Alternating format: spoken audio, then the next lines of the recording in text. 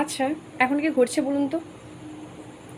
মানে এখন যেন মনে হচ্ছে ইউনিভার্সে একটা নতুন ট্রেন্ড চলছে খুন করে দেওয়ার। ছেলেরা মেয়েদেরকে, মেয়েরা ছেলেদেরকে খুন কিন্তু হচ্ছে। কেউ না কেউ কিন্তু কাউকে না কাউকে খুন করছে। কিন্তু এখন হচ্ছে সেটা বড় কথা নয়। বড় কথা হচ্ছে ছেলেরা খুন করে দিচ্ছে। মেয়েদের কাছে বড় কথা। আর ছেলেদের কাছে বড় কথা হচ্ছে মেয়েরা খুন করছে। মানে এটা বড় কথা নয় যে সমাজটা খারাপের দিকে যাচ্ছে, খুন হচ্ছে, সেটার প্রতিবাদ করা উচিত, আইন কানুন ব্যবস্থা আরও ভালো করা উচিত যাতে খুনিরা শাস্তি পায়।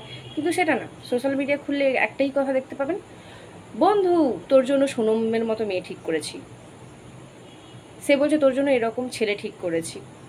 কেন? মানে সমস্যাটা কোথায়?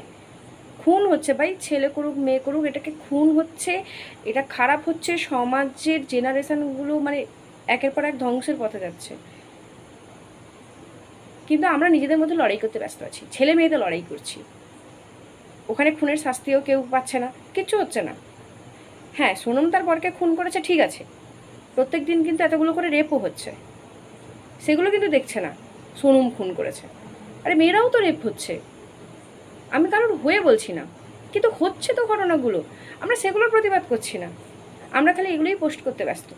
সোনম খুন করে দিল বা মানে কি?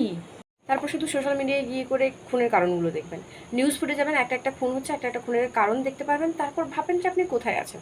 2025 সাল এরকম একটা সিচুয়েশানে এসে আপনি শুধু কারণগুলো দেখবেন, তারপর দেখবেন যে শাস্তি নেই, কিছু নেই। হ্যাঁ, পুলিশ সবাইকেই ধরছে, কোনো না কোনো কারণে আইনের ফাঁক দিয়ে ওরা বেরিয়ে যাচ্ছে।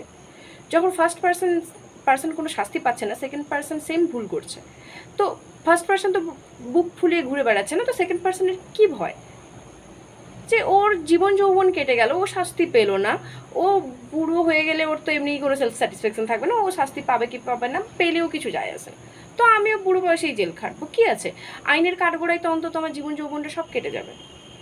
এখানে কারোরই দোষ নয়, কোনো মানুষের দোষ নয়, আইন ব্যবস্থারও দোষ নয়। কোথাও আইন ব্যবস্থার কোথাও না কোথাও এগুলো থাকে, এগুলো ফাঁক থাকে, মানুষ সেখান থেকে ঠিক ঠিক বেরিয়ে যায়।